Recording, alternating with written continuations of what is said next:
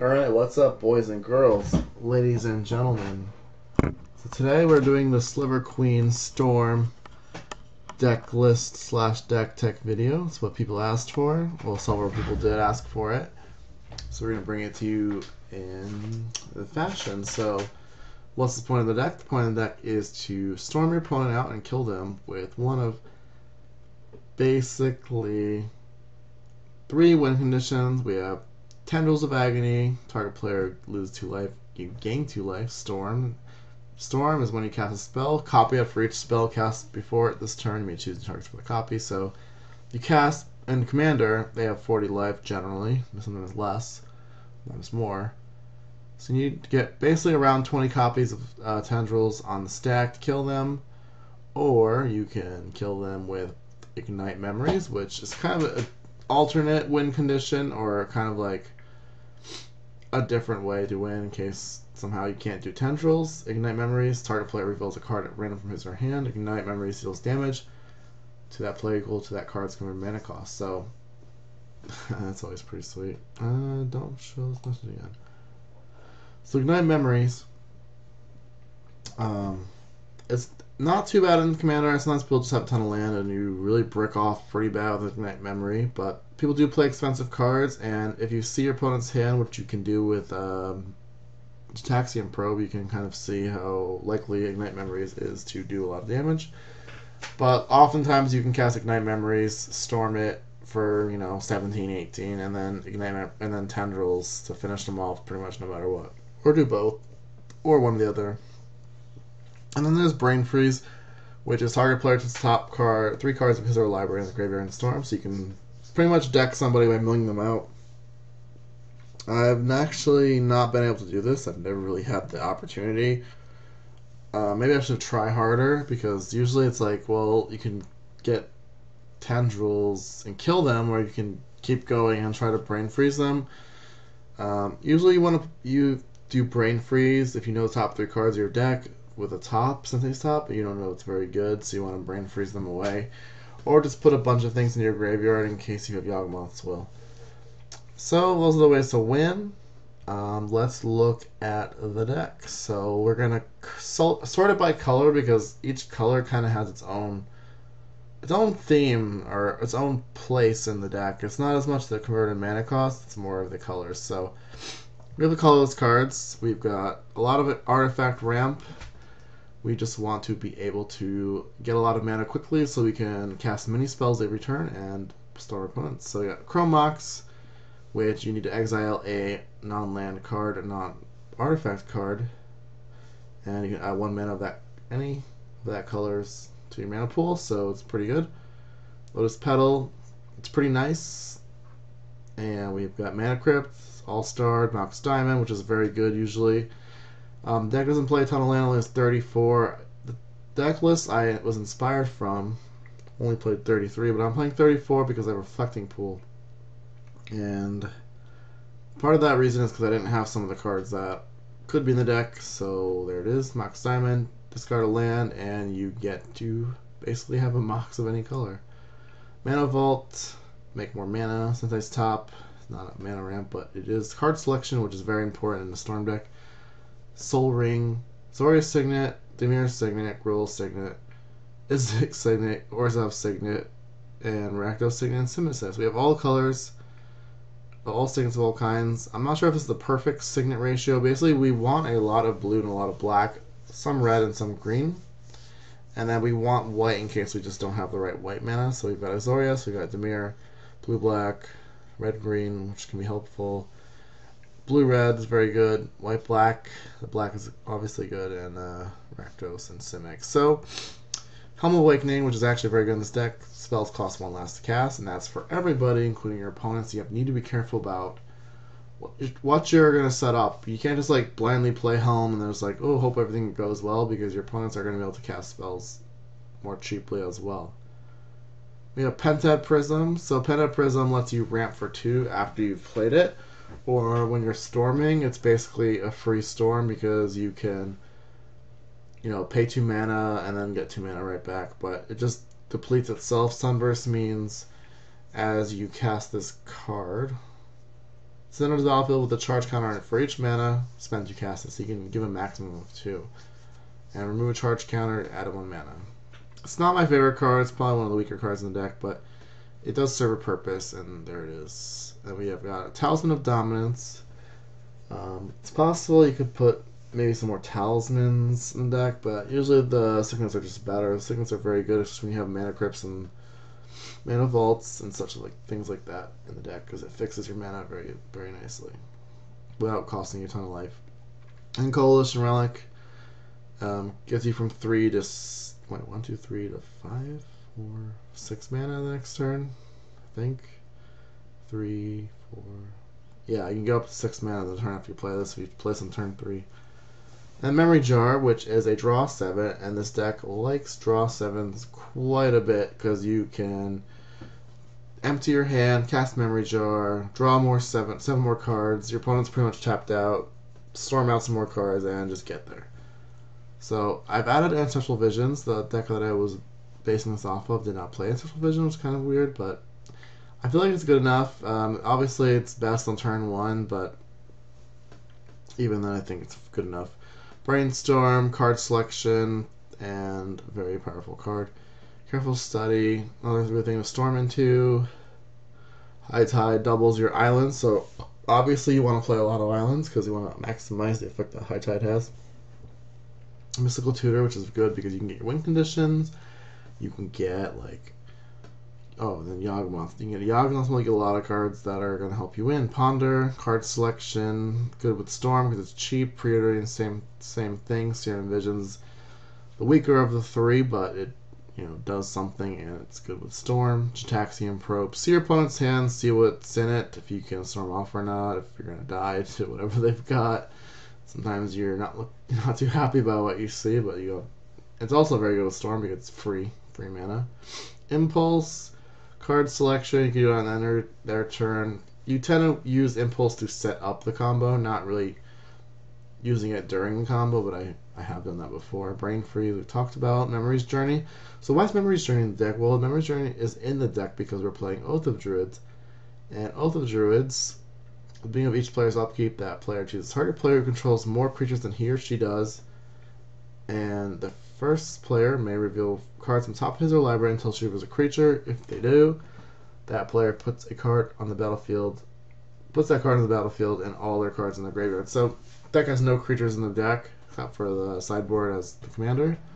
So you mill your whole deck into the graveyard right away. So you need Memory's Journey because on your upkeep you need to shuffle at least a card into your deck so you don't just deck yourself, and that's why it's there. And you can flash it back for a green, which is usually what you'll be able to do if you have a Oath of Druids in your in play, because you'll have a green mana that you cast off of Oath of Druids. Ideas Unbound, good when you're storming, you draw 3 cards only for 2 mana, and you discard with the next upkeep, but usually you're just trying to win right away, so you're not really discarding. Or you're just discarding land that you didn't want to draw anyway. Mana Drain, so Mana Drain is actually not the purpose, it's not really countering the spell. Usually you want to use this around turn 4 or 5, and counter like some 4, 5, 6 drop maybe. And just basically it's like a ritual, you just get 5 mana and you can cast Signet, Soul Rings, and then you just go off the mana that they just gave you for free. Sometimes you can use it to protect the combo, but not too often. Usually you just don't have the mana to do that. Frantic Search. Draw 2 cards, discard 2 cards, untap 3 lands. This card gets very good once you've got the mana doubling effects, like we have Mirari's Wake, and we've got High Tide, Bubbling Muck, ways to double the mana that each land taps for. And Frantic Search helps you dig for combo pieces and ways to keep the combo going. And Windfall, usually a draw 7, can be draw 6 or 5, but once your hand is empty, you want to find effects like Windfall, Wheel of Fortune, Memory Jar, and discard your hand, which is usually pretty empty by that point, or just a bunch of lands, and get their turnabout. So it can be a ritual because you can untap all of your artifacts. So if you have a lot of mana artifacts, or if you've got a lot of doubling mana lands, and you can always use it to tap your opponent's creatures and stuff if you need to buy time, but usually when you're doing that, you're not winning. Turnabout, just a nice card. You do tutor for turnabouts sometimes because it's just a way to get a ton of mana. And if you've got, Mirai's Wake, High Tide, and you can make a lot of mana. Dream Halls. So Dream Halls is pretty sweet, and you kind of have to be careful, but a lot of people don't really like to play with Dream Halls. You have Dream Halls in play, and they'd rather just cast their cards because they don't want to discard or they just can't. So rather than pay the mana cost for a spell, you can discard a card that shares a color with it. When you're drawing like 7 off of Memory Jar or the Windfalls we talked about, or even Ad Nauseam, you're drawing a ton of cards and you'll be able to just Dream Halls, which is really helpful with Storm, and you can pretty much just win the game if you've got enough cards. Be careful though, because it is working for your opponent as well, and they can actually cast counter spells for free, so be careful. Mind's Desire, so it's another Storm card that we didn't mention, but while this doesn't win the game on its own, basically it's a Storm card. Shuffle your library, exile the top card of your library until end of turn you may cast it without paying its mana cost. So if you Storm for basically 10, 12, 15, something like that, you're gonna be able to cast around 15 spells or less with your Storm count, because you'll hit some lands and some cards that just don't do anything. And usually you can set up a win that way. And then Time Spiral, draw 7 untapped lands. Obviously it gets better once you have mana doublers, because you're untapping up to 6 lands. It gets a little awkward when you have a lot of artifacts that are ramping you into Time Spiral, because you're not untapping as much mana as you would like to. And you are still refilling your opponent's hand. So that's the blue. Blue tends to help you make some mana by untapping your lands. High Tide helps you make mana, and you want a card filter, and then just have some draw effects with Windfall, Mind's Desire, and such like that. So there was black cards. So Bubbling Muck is like the High Tide for swamps. Get to tap a swamp for mana and add a black. Dark Ritual, so obviously you want to have a lot of swamps, you want to have a lot of islands. Dark Ritual, one of the best cards in the deck. Add 3 to your mana pool for 1 mana. And it is obviously a very needed card. Imperial Seal, Tutor, Rain of Filth, another way to make mana until the end of turn. Lands you control gain sacrifice land, add black. So while this card seems bad, when you're winning the game, you don't need your lands anymore. So you just want to make mana and kill your opponent. Vampiric Tutor, another tutor. It's an instant speed, so it's better than Imperial Seal. And you put the card top of your library. So you do lose card advantage with Vampiric Tutor and Imperial Seal. But obviously, usually they're good enough. You can also always Vampiric Tutor or Imperial Seal for Reforge the Soul, and draw 7 for a cheap way. Cabal Ritual, a little bit worse than Dark Ritual, but a necessary card in the deck. Demonic Tutor, get anything you want. One of the better cards in the deck. Yawgmoth's Will, I've heard it called Yawgmoth's Win. So you can, until end of turn, you may play cards from your graveyard. That includes cards like lands, artifacts, Lotus Petal. Basically anything in your graveyard you can play, as long as, you only play 1 land a turn. But basically, if you mill your whole library with Oath of Druids, and you have enough mana, you can just kill your opponent. This card would be a lot better if we had a Lion's Eye down, but I just don't have one. They're close to 200 tickets. And to pay 200 tickets for one card that I would play in basically only this deck, maybe who knows what other decks, it's not really worth it. So if anyone has a Lion's Eye down, let me know, and I'll definitely borrow it and play with it. But until that moment happens, we will have to do without. Grim Tutor, another tutor, you lose 3 life, so be careful. I've definitely killed myself by accident when I'm not paying attention with Grim Tutor. Necropotence. I'm not a big fan of this card in the deck, but it is kind of a necessary evil. Unlike most the mono black decks and black decks I've seen playing Necropotence, it's not trying to milk value by gaining card advantage. You're just wanting to Necropotence so that you can find the cards to kill your opponent instantly. You don't want to just make more removal spells, I want to get more good creatures. It's just, can I find the tutors? Can I find the mana ramp? Can I find the win condition? And that's what Necropotence helps you do. So you have to be careful, because if you do discard things, you don't want to discard your Yawgmoth's Flow, you don't want to discard your Tendrils, because they do get exiled whenever you discard a card. So be very careful with Necropotence. It's kind of a double-edged sword in that manner, because you're going to use your graveyard, so you can't just dump cards you're going to need right into the graveyard with this card. Otherwise, it would be insanely broken if you could just do that. Tendrils, the win condition, Ad Nauseam. So it's one of the better cards most powerful cards in the deck.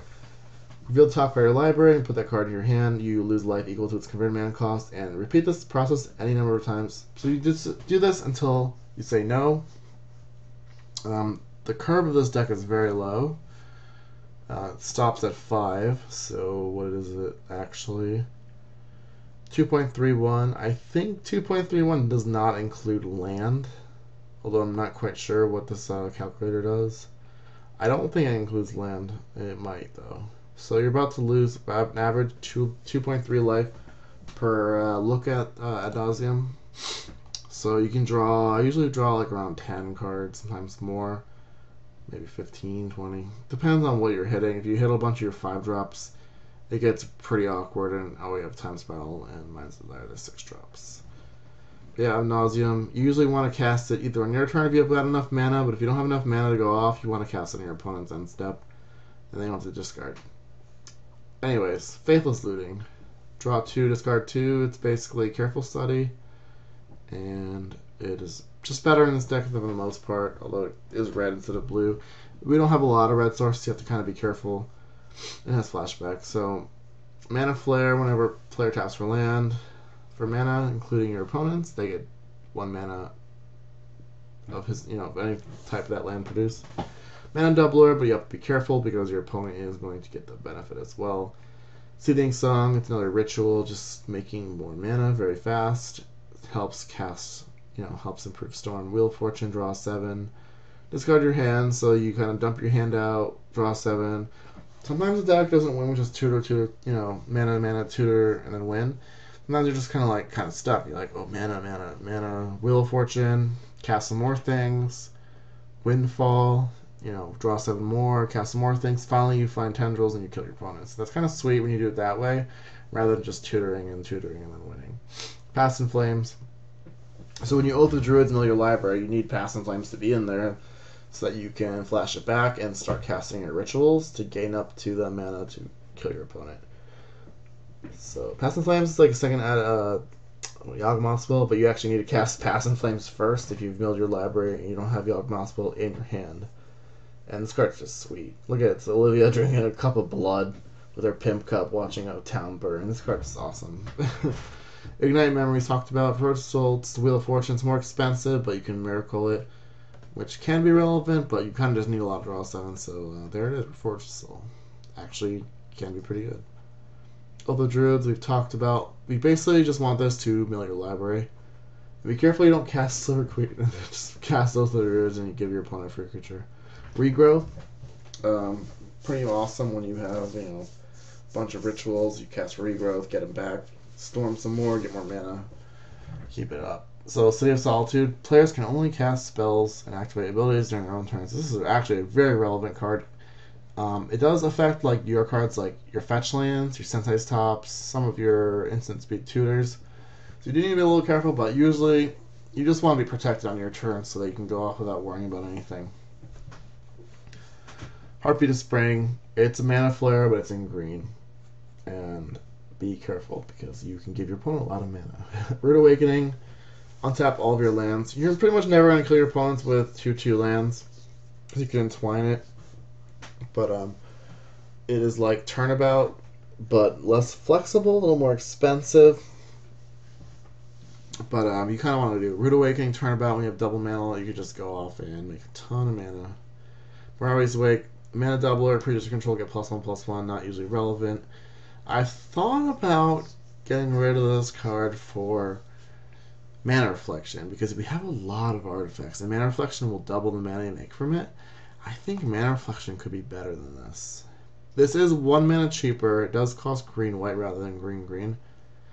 I'm kind of on the fence. I think Mana Reflection would be better. I haven't actually tested it, but just keep that in mind. And then we've got Enlightened Tutor, so you can search for Mirari's Wake if you had to. Heartbeat. City Solitude, you could get the Necropotence if you wanted.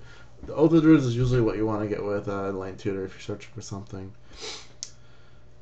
But, yeah. And we've got our lands. So the lands, the mana base, kind of the very important part of the deck. I don't think my mana base is perfect because I don't have every single land that I need, but we've got 5 Zendikar fetch lands. We have all 5. We have 4 of the Onslaught ones. I don't have the Bloodstained Miner. That's probably one that you want. I should just get one. I don't have one yet, but get a Bloodstained Miner, put it in the deck because you need red. You need black fetch land.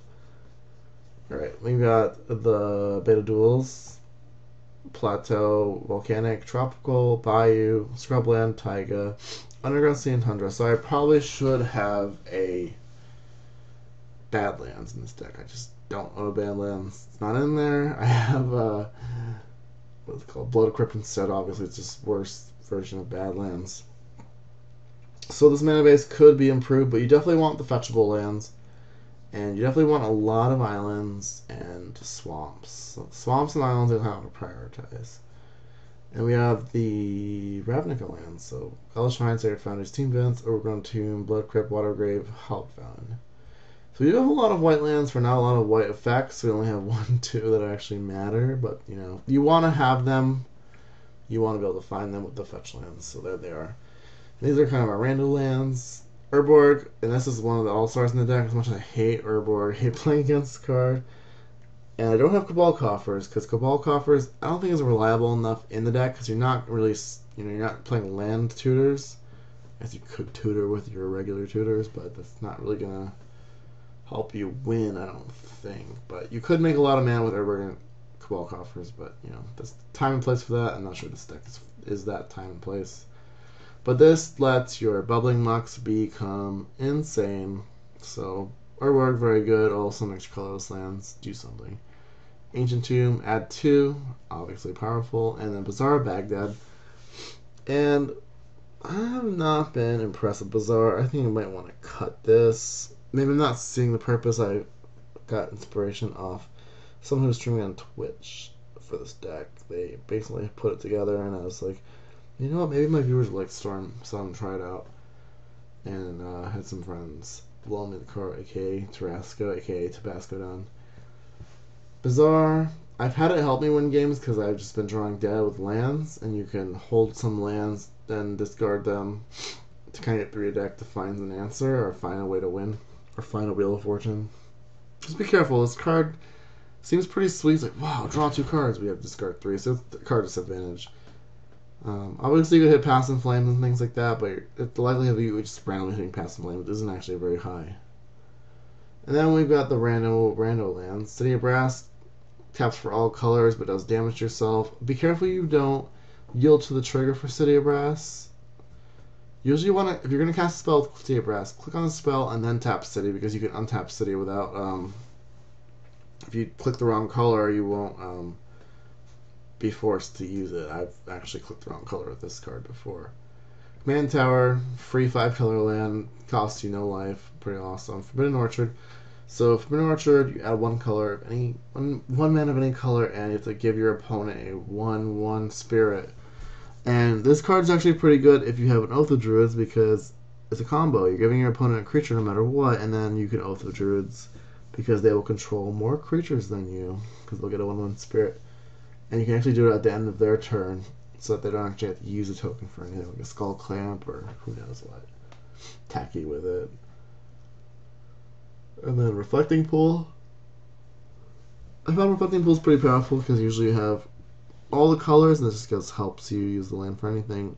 We've got Dark Slick Shores, Blackleaf Cliffs, and Sulphur Falls. There it is. There's the deck. Could have a Lion's Eye Diamond and also Meditate, draw 4 cards, skip your next turn. Usually if you're casting something like this, you just want to win. Just don't have this card is like, I don't know, 5 tickets, and I just don't want to spend 5 tickets on a card that I'm never ever going to play otherwise. But anyway, that's the deck. Hope you enjoyed it. Hopefully my long-winded talking wasn't too bad. If any questions or suggestions, let me know. I think the mana base could be a little bit better. I've never had a huge problem with the mana base though, so I don't think that's a problem. The deck is pretty consistent, to be honest. You just kind of have to learn how to play it, think about what you're doing, and you'll get there. So I hope you guys enjoyed it. If you want to build a deck and know your opponents, you definitely can do that. But one thing about the deck that I'll definitely say is that you do take a lot of time to actually play it out. You have to kind of think what you're doing. You just like click, oh, cast this, cast that, cast this. You have to kind of like plan out your turn, see what you're going to do with your mana, make sure you know what you're tutoring for and do the right plays, because if you just don't do the right plays, you'll just die. Like if you ad nauseam and you go to 2 life, you have to actually kill your opponent that turn. You can't just, do nothing. So you do play a little slow. You're gonna need a patient opponent. Sometimes people just will quit to you casting like an ad nauseam, because ad nauseam is a stupid card that should have probably never been printed. But yeah, I don't know. I had fun with it. This card, it's kind of the deck that you want to pick up and play every once in a while, because it's like, I want to storm my opponent out, and you just do it. The weakest things this deck is weak against is like some land destruction, aggressive decks, really heavy counter spell decks. I think this deck would not be very good against, because they're going to counter your Wheel of Fortunes, your Tutors, your Yawgmoth's Wills, and then you're going to be dead in the water. And sometimes you just need to cast Sliver Queen. I've definitely cast her a couple times. I've cast her to draw out my opponent's counter spells, and they don't actually know what you're doing yet. You're just casting signets, and then you cast Sliver Queen to kind of draw out their counters.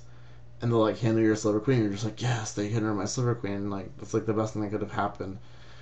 I mean, you don't really want to win with her, because it's not really the point of the deck, but sometimes you just have to when you're just drawing lands and you have nothing to do. And casting Sliver Queen and making them waste their mana, killing her, dealing with her, or blocking her is what you want to do. Plus, if you hit with her, it makes your storming a lot easier. So, hope you enjoyed the video. Thanks for watching as always. I love your guys' support, and I will probably upload the Derevi deck next, because people have been asking for that as well. Have a great weekend. See you next time.